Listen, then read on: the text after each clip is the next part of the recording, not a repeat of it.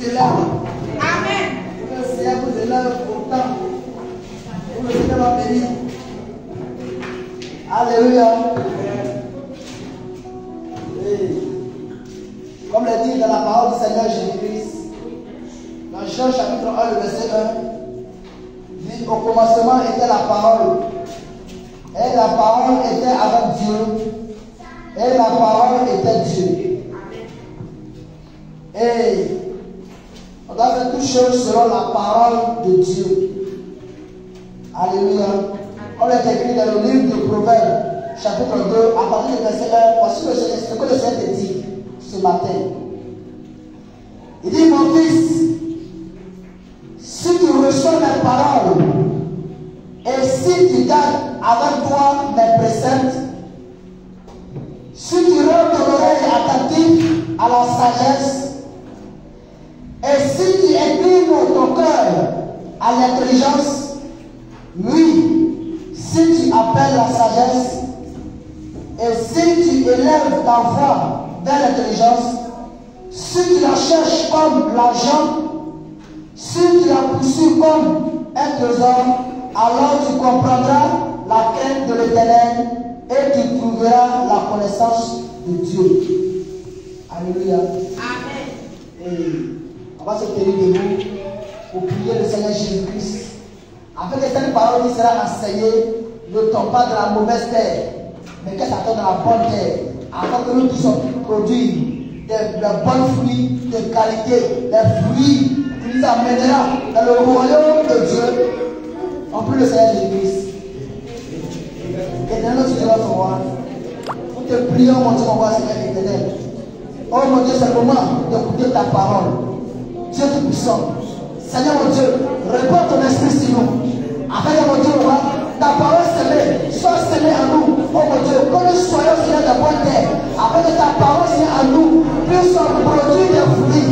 Oh mon Dieu, que ta parole soit scellée en nous. Et que ça grandisse, et que ça donne des fruits. Oh mon Dieu, ne permets pas l'ennemi de nous arracher. Mais mon Dieu, que cette séance produit des fruits de qualité. Oh mon Dieu, afin de pratiquer, afin de, oh mon Dieu, mon Seigneur, de pouvoir avoir la vie éternelle. Et pour être remercié. Oh mon Dieu, nous te prions. Que tout ennemi qui s'élèvera pour nous arracher cette séance, que l'ennemi soit frappé par le fait à tout une chose de l'éternel. Et permet ta fleur pour résister cet ennemi et qu'il soit jeté dans la vie de feu. Et que les enfants puissent mettre en pratique cette parole. Oh Dieu puissant, notre reçoit de l'église. Merci Seigneur Jésus-Christ. Attention à gloire au sein des siècles et au nom de Jésus-Christ de Nazareth que nous avons prié. Amen. On va donner une acclamation pour le serviteur de l'Éternel qui va donner à servir sa parole.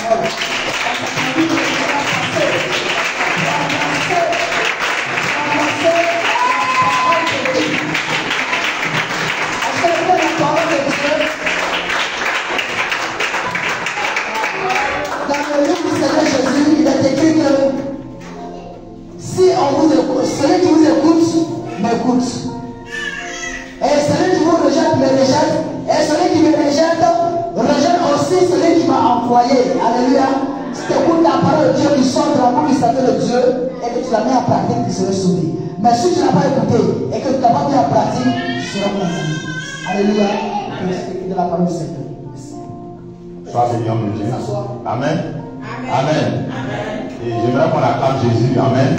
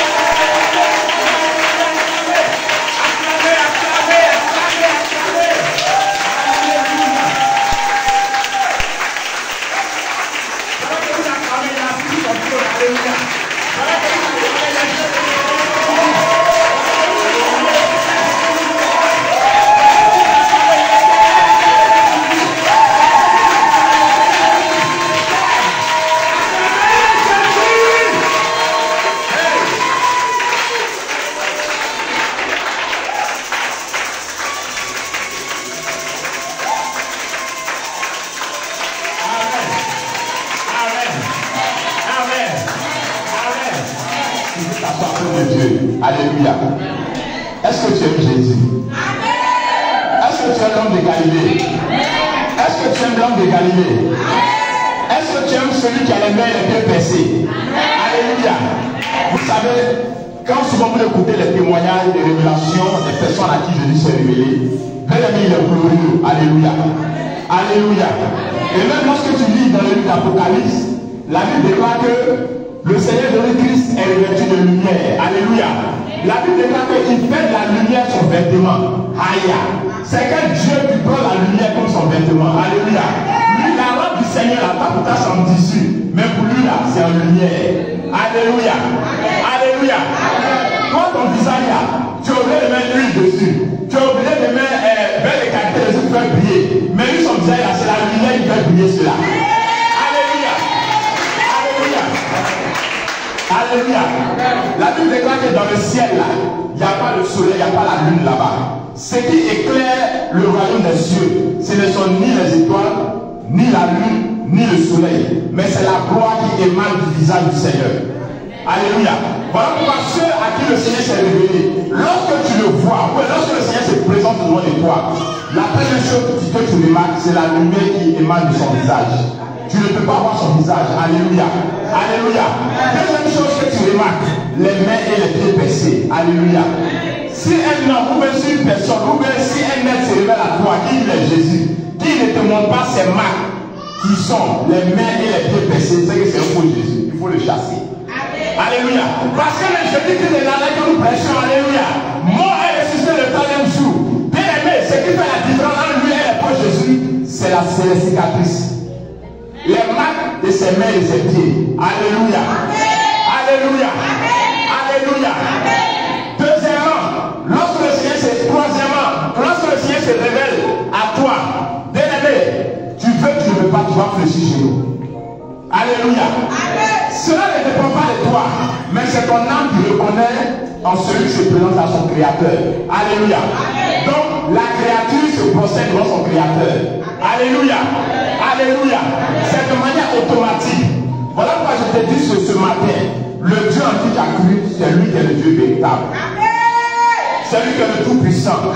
C'est pourquoi dans ta marche chrétienne, lorsque tu traverses, ou bien lorsque tu es confronté aux moments difficiles, aux épreuves, aux difficultés, aux problèmes, aux attaques, aux oppressions des parents, de la famille, des amis, de tes collègues, même du monde intérieur, sois ferme et garde toujours la foi. Alléluia. Garde ton épée levée qui est la parole et garde ton bouclier levé qui est la foi. Alléluia. Alléluia. Ne jette pas l'épée. Alléluia. Parce que bien aimé, lorsque le combat est chaud, c'est là où on voit les vrais guerriers. Alléluia. Lorsque le combat est chaud, c'est là où on voit les vrais guerriers qui tiennent toujours l'épée. Alléluia. Et qui tiennent toujours le bouclier. Alléluia. Mais ne sois pas comme les chrétiens lâches. La Bible dit que les lâches n'iront pas au ciel. Alléluia. Les lâches, ce sont les gens qui, lorsque des problèmes ou des difficultés arrivent, qui jettent l'épée, qui jettent un bouclier et qui disent Jésus, au revoir, ton appel à cette chose. Moi, je vais me chercher. Alléluia. Je vais chercher solution à mon problème. Je m'en vais chercher mon mari dans le monde. Je m'en vais chercher mon travail dans le monde. J'ai trop duré dans le célibat. Et pas marié à l'église. Donc moi, je m'en vais. Jésus, attends, j'allais chercher mon copain. Et puis je vais l'amener à l'église. Tu as venu au mariage. Alléluia. Tu cherches solution toi-même. Mais les vrais enfants de Dieu, c'est eux qui gardent la foi. Et c'est eux qui gardent l'épée. Alléluia. Soyez bénis au nom de Jésus. Ce matin, nous allons voir un enseignement. Alléluia. Vous voyez dans la Bible, tous les ancêtres, nos ancêtres dans la foi, qui sont Abraham, Isaac, Jacob, alléluia, les David, les Salomon, alléluia. Toutes ces personnalités ou toutes ces personnes-là, leur vie en réalité était en train de démontrer Jésus. Leur vie était en train de montrer le Messie. Alléluia. Alléluia. Et ce matin, nous allons voir une personnalité dans la Bible. Par sa vie, par ses actes, même par son mariage qu'il a contracté. Alléluia. Nous allons voir qu'en réalité, c'était le Seigneur Jésus-Christ. Alléluia. Par sa personne, il n'est pas lui-même, mais par sa vie, par ses actes, par tous les actes qu'il a posés, Jésus-Christ est en train de se manifester à travers lui. Alléluia. Alléluia. Notre thème, alléluia, c'est le véritable Salomon. Le véritable Salomon. Alléluia. Alléluia. Amen. Nous allons voir la vie de Salomon. Salomon a marié 1000 femmes. Et aujourd'hui, certains prédicateurs prennent son exemple. Vous dites ça, Salomon a marié 1000 femmes. Donc, nous aussi, on doit prendre 1000 femmes. Alléluia. Nous aussi, on doit pratiquer la polygamie. Alléluia. Mais en réalité, la vie de Salomon était en train de présenter Jésus. Alléluia. Et nous allons voir cela. Salomon a eu des femmes. Et vous savez, nous allons voir précisément dans la Bible, il y a eu un événement au début du règne du roi Salomon. Et c'est ce qu'il a élevé. Alléluia. Amen. Où, pendant sa jeunesse, il a eu 2 femmes qui sont présentées devant lui. Et ces 2 femmes-là étaient 2 prostituées. Et ces 2 prostituées-là, au bout de leurs activités de prostitution, sont tombées enceintes. Et elles ont accouché le même jour. Alléluia. Et pendant la nuit, il y a une qui a mal dormi. Elle a dormi sur son enfant. Et l'enfant est mort. Alléluia. Maintenant, tard dans la nuit, quand elle s'est levée, elle a vu que l'enfant est mort. Maintenant, l'autre, elle dormait. Elle s'est levée, elle a pris son enfant mort, cadavre là. Elle est partie mettre cela à la place de l'autre femme. Et puis elle a pris son bébé. Et puis elle allait se coucher. Maintenant, matin, les 2 se sont réveillés. L'autre femme, elle regarde le visage de son enfant. Elle dit non, c'est pas mon enfant qui est là. Alléluia. Et elle regarde du côté de l'autre femme. Elle voit que sa collègue, l'enfant qui se trouve dans sa main, lui appartient. Alléluia. Elles ont commencé à se discuter. Alléluia.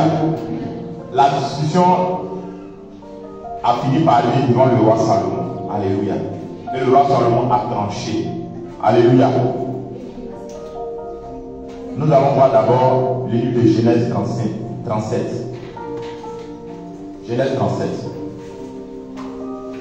Attendez, le verset de base. C'est 1 roi 3, verset 16.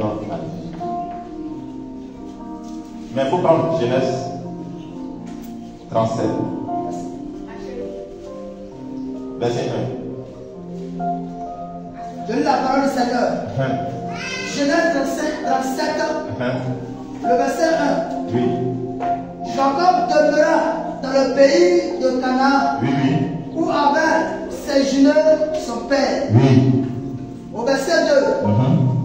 Voilà la postérité de Jacob. Oui. Joseph, âgé de 17 ans, Ok.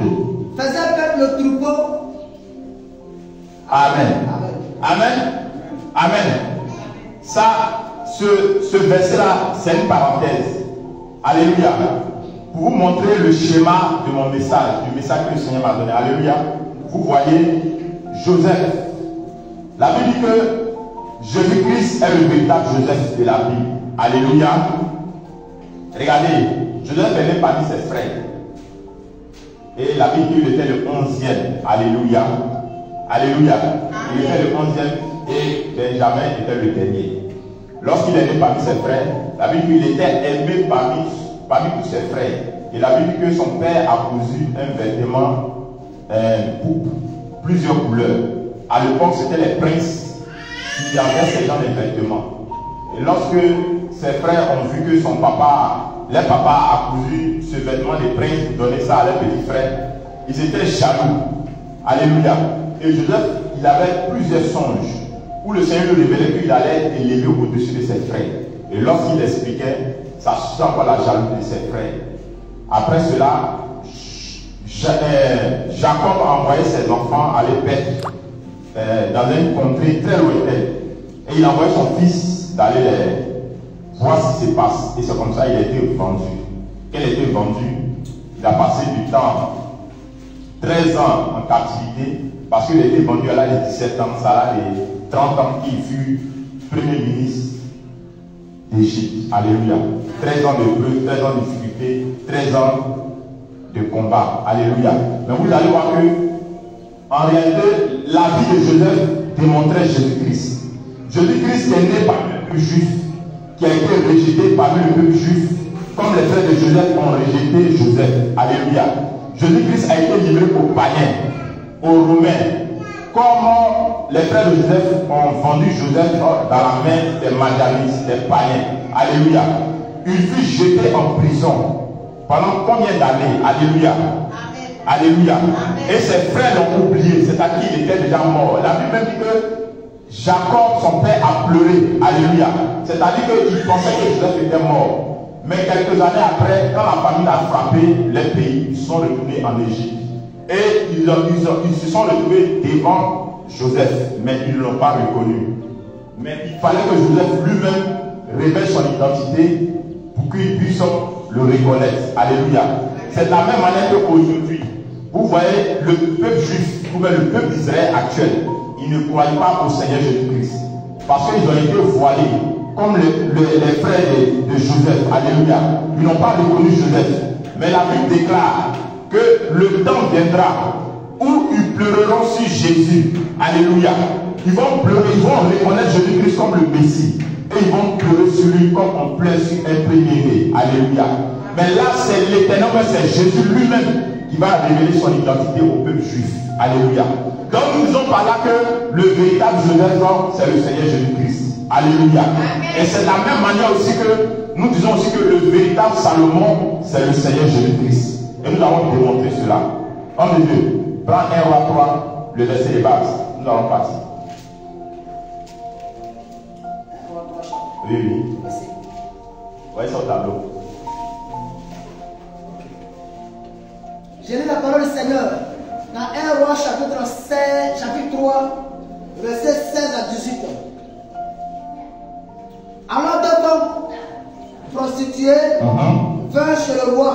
Deux femmes prostituées viennent chez le roi. Elles se présentaient devant lui. Elles se sont présentées devant le roi Salomon. L'une des femmes dit, il y a une qui a dit, pardon mon roi, mon Seigneur, moi et cette femme, nous demeurions dans la même maison. On était dans la même maison. Et je suis accouché près d'elle. Oui. Dans la maison. 3 jours après. Cette femme est aussi accouchée. Elle a accouché aussi. Nous habitions ensemble. Aucun étranger n'était avec nous. C'est-à-dire qu'il n'y avait pas quelqu'un dans la maison. Il n'y avait que nous deux. Oui. Amen. Sois béni au nom de Jésus. Amen. Le reste, vous pouvez lire ça à la maison. Alléluia. Bon, on me dit, je me suis trompé. C'est 16 à 28. Excuse-moi. Mais le reste, vous pouvez lire ça à la maison. Non, elle peut lire ça à la maison. Alléluia. Prenez, vous allez lire ça à la maison. Vous allez voir que elles ont discuté. Alléluia. On va revenir dessus. Alléluia. Alléluia. Amen. Vous voyez, le roi Salomon qui était devant 2 prostituées. Et ces 2 prostituées ont fait 2 garçons. Et elles se sont présentées devant le roi Salomon. Alléluia. Alléluia. Avec une qui s'est couchée sur son enfant. Avec une qui allait dormir sur son enfant. Et l'enfant est mort. Alléluia. Alléluia. On me prend Matthieu 12, verset 42.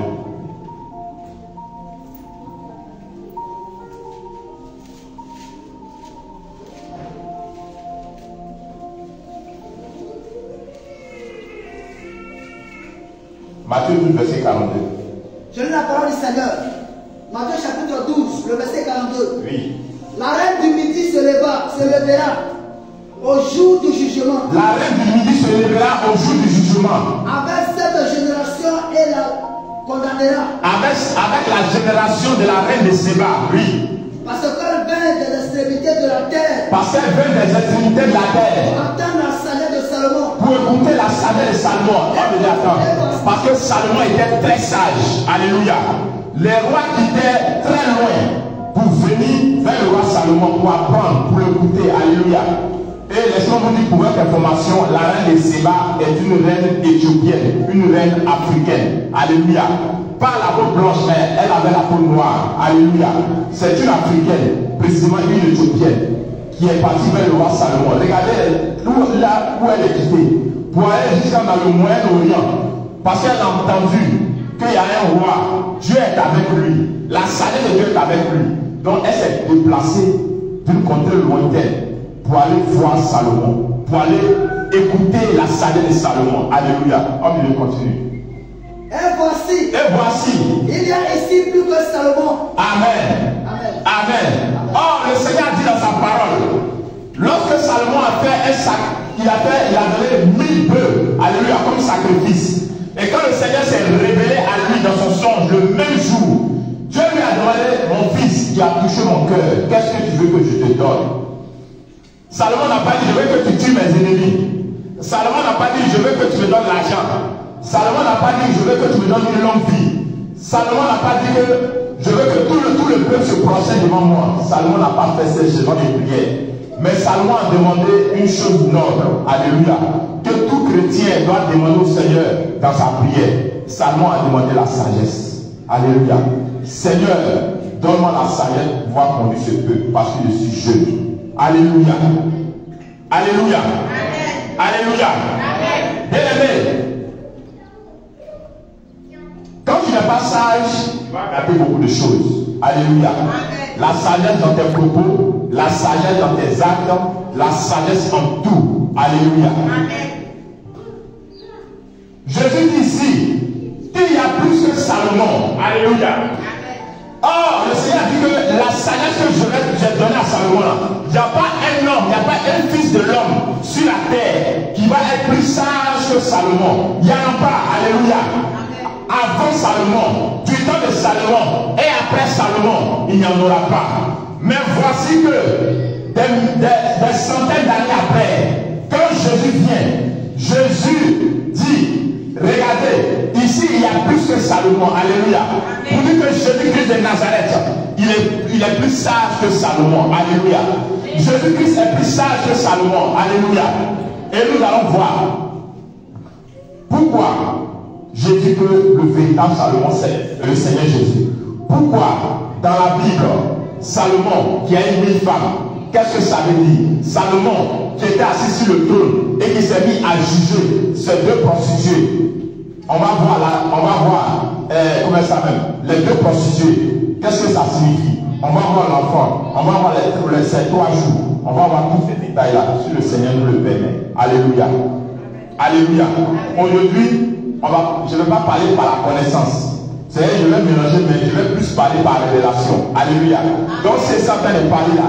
Je parle par révélation. Il n'est pas du tout à parler au va se le dire. La révélation, c'est-à-dire, tu prends une figure et tu fais sortir Christ dans cette figure. Par exemple, tu peux prendre Abraham et puis tu peux faire sortir Jésus-Christ dans la vie d'Abraham. C'est ça qui est la révélation. Alléluia. Et donc, nous allons voir. On le prend 1 Roi 11, verset 1 à 3. Je lis la parole du Seigneur. Oui. 1 Roi chapitre 11. Oui. Le verset 1 à 3. Oui. Le roi Salomon aimait beaucoup de femmes étrangères. Le roi Salomon aimait beaucoup de femmes étrangères. Outre la femme de Pharaon. Outre la femme de Salomon, à part la fille de Pharaon. Oui, continue. Outre la fille de Pharaon. Oui. Des Moabites. Des Moabites, des Ammonites, des Ammonites, des Idomites, des Idomites, des Sidoniennes, des Sidoniennes, des Étiennes, des Étiennes, appartenant aux nations dont l'Éternel avait dit aux enfants d'Israël, vous n'irez point chez elles, et elles ne viendront point chez vous. Oui. Elles tourneraient certainement vos cœurs du côté de leur Dieu. Ce fut à cette nation que s'attacha Salomon à traîner par l'amour. Oui. Il lui Donc, attends, 1 de 2. Donc, il va appeler Salomon a eu 700 princesses. 700 princesses. Pour femmes. Pour femmes, Bon, 700 femmes. Et 300 concubines. 300 copines. Il avait 300 copines. Et ces femmes détournaient son cœur. Alléluia. Amen. Quand tu associes, ça fait 1000. Alléluia. Amen. 1000 femmes. Alléluia. Ah, Salomon, qui es-tu? Alléluia. Amen. Salomon, qui es-tu? Mais imaginez-vous, maintenant si on descend dans la doctrine, est-ce qu'un homme normal, toi celui qui a 700 femmes, même si chaque jour une passe, c'est-à-dire une passe chez toi, bon, à quel moment ça sera le tour de l'autre? C'est-à-dire que ça sera 1 an après ou même 2 ans après. Alléluia. Parce que 1 an là, ça fait 365 jours. Bon, tu as 700, bon d'abord 700 femmes. Alléluia. C'est-à-dire, ça là, ça sort dans ça là, tu peux dire une fois, tu peux dire 2 fois. Alléluia. Maintenant, sans compter les 300 copines qu'il avait. Alléluia. C'est la folie ceux qui disent que un chrétien peut prendre 2 femmes. Alléluia. Ils n'ont rien compris. Alléluia. Maintenant, nous allons aller dans la révélation. Qu'est-ce que ça veut dire? Alléluia. On sait que 700 plus 300, ça fait 1000. Alléluia. Alléluia. Alléluia.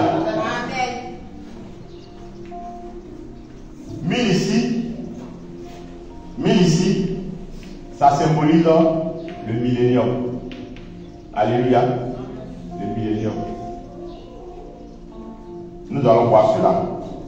Apocalypse 20, verset 4.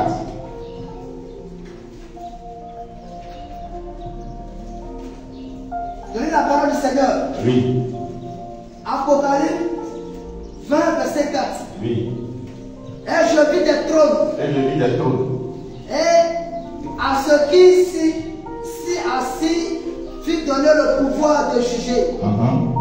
Et je vis les âmes de ceux qui avaient été décapités à cause du témoignage de Jésus et à cause de la parole de Dieu. Oui. Et de ceux qui n'avaient pas adoré la bête ni son image. Oui. Et qui n'avaient pas reçu la marque sur leur front et sur leurs mains. Il revint à la vie et il régnait avec Christ pendant 1000 ans. Alléluia. Amen. Alléluia. Amen. Alléluia. Amen. Alléluia. Amen. Donc en réalité, les 1000 femmes que Salomon a pris là, c'était une prophétie. Alléluia. C'était une prophétie que le Messie qui va venir là, ce Messie allait venir 1000 ans sur la terre. Alléluia. Alléluia. C'est ce qu'on appelle le règne du millénium. Alléluia. Et ce ne sera pas dans le ciel, ce sera sur la terre. Dans la 3e venue du Seigneur Jésus-Christ, la Bible dit que la première venue, Jésus-Christ est né comme un humain. Dieu, pour venir dans ce monde, il a pris une enveloppe Chanel. Alléluia. Il a pris un corps, il s'est fait une enveloppe. Pourquoi dans sa première venue? C'était en vue de venir racheter l'espèce humaine. C'était pour venir racheter l'homme. C'était pour venir racheter son image et sa ressemblance. Voilà pourquoi Dieu, en tant qu'esprit, puisque un esprit n'a ni chair, ni os, ni sang, donc pour pouvoir te racheter, il fallait payer un prix. Or, bien aimé, Dieu ne pouvait pas prendre l'argent, l'or, les biens, les diamants de ce monde pour pouvoir aller donner ça à Satan, pour dire Satan, voilà ce que je te donne pour acheter l'or. Satan, ça ne pouvait pas. Alléluia. Parce que même Satan sait que l'âme humaine a un prix inexprimable. C'est-à-dire, l'âme humaine, on ne peut pas acheter l'âme humaine. La seule personne qui est au-dessus de l'homme, amen, dans la création, c'est le Seigneur Jésus-Christ. Pourquoi? Parce que c'est lui qui est le Dieu véritable. Alléluia. Donc il fallait un prix qui est grand. Il fallait un prix qui est au-dessus de l'homme. Alléluia. Voilà pourquoi Dieu, venant dans la chair, donne sa chair comme rachat. Alléluia. Comment? Par son sang. Alléluia. Son sang qui a coulé, c'est par ce sang qui prie pour nous racheter. Alléluia. La deuxième venue du Seigneur, c'est ce qu'on appelle l'enlèvement. Alléluia. C'est l'enlèvement que nous attendons. Alléluia. Mais la deuxième venue du Seigneur, le Seigneur ne descendra pas sur la terre. Mais la Bible déclare Alléluia. Il sera dans l'espace et l'ange va sonner de la trompette. Et quand on va sonner de la trompette, la Bible dira que les morts en Christ vont ressusciter d'abord. Et toi, pendant que ce jour-là, peut-être que ce jour-là, tu seras encore dans le marché. Peut-être que ce jour-là, c'est maintenant que tu es en train de te lever sur ton lit. Ou même peut-être que ce jour-là, tu es en train de dormir à taper l'enfant.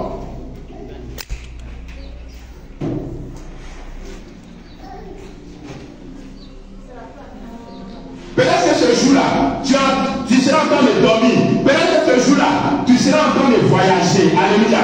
Peut-être que ce jour-là, tu seras peut-être dans l'avion pour aller à quelque part dans un pays. Alléluia. Peut-être que ce jour-là, tu seras en train de vendre au marché ton locaux ou même ton poisson. Alléluia. Peut-être que ce jour-là, tu seras peut-être assis sur le banc de l'école. Peut-être à cette époque, peut-être que tu seras à l'université ou même peut-être que tu seras encore à l'école. Alléluia. Certaines personnes seront couchées sur le lit d'hôpital. Certaines personnes, peut-être dans ce jour-là, seront en train d'agoniser. Alléluia. Mais si en ce temps, la Bible dit qu'un signal sera donné par le Seigneur. Et la Bible dit qu'un archange, un puissant archange du ciel, va souffler de la trompette avec force. Alléluia. Et tous ceux en ce jour-là, qui seront prêts à l'enlèvement, qui seront prêts à aller au ciel, qui seront prêts à aller, alléluia, qui auront revêtu comme les robes blanches, qui auront lavé leur robe dans le sang de l'agneau. Alléluia. Ces personnes-là qui ont été décapitées, ces personnes-là qui ont été rejetées, ces personnes-là qui ont été persécutées et qui sont morts martyrs. Alléluia. Ces personnes-là, bien aimées, la Bible déclare qu'ils vont ressusciter dans le corps glorieux. Alléluia. Alléluia. Bien aimés, ils vont, le Seigneur, c'est un miracle. Alléluia. Leur corps actuellement qui est dans la terre, qui est devenu du sable, le Seigneur va reconstituer les os, il va reconstituer les nerfs, il va reconstituer la chair, il va tout reconstituer. Alléluia. Et maintenant, puisqu'on ne peut pas aller au ciel avec ce corps-là, le Seigneur va transformer ce corps-là en un corps céleste. Le Seigneur va transformer ce corps-là en un corps glorieux. Le Seigneur va transformer ce corps-là en un corps de lumière. Alléluia. Comme le corps du Seigneur lui-même. Le corps qu'il avait quand il est ressuscité, c'est ce corps-là que nous allons avoir. Alléluia. Et dans un clin d'œil, lorsque les morts vont sortir de la tombe, alléluia, ils vont commencer à monter. La Bible dit que nous les vivants, ceux à cette époque qui seront vivants, seront aussi transformés. Alléluia.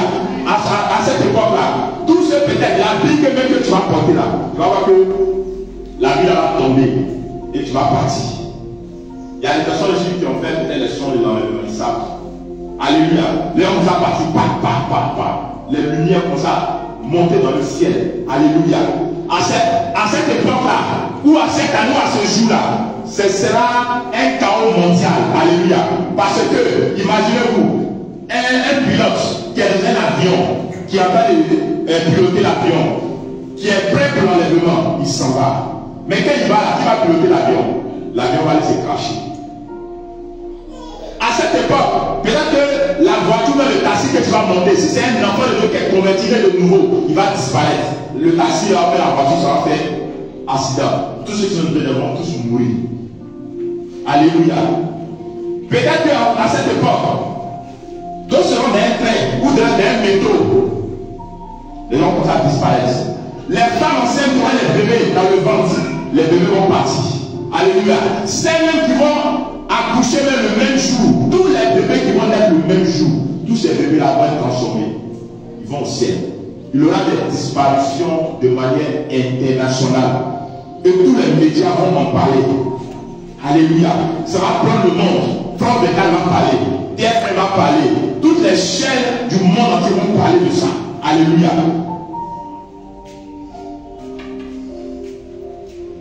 Ça sera la troisième venue du Seigneur, c'est pour détruire l'antéchrist. Alléluia.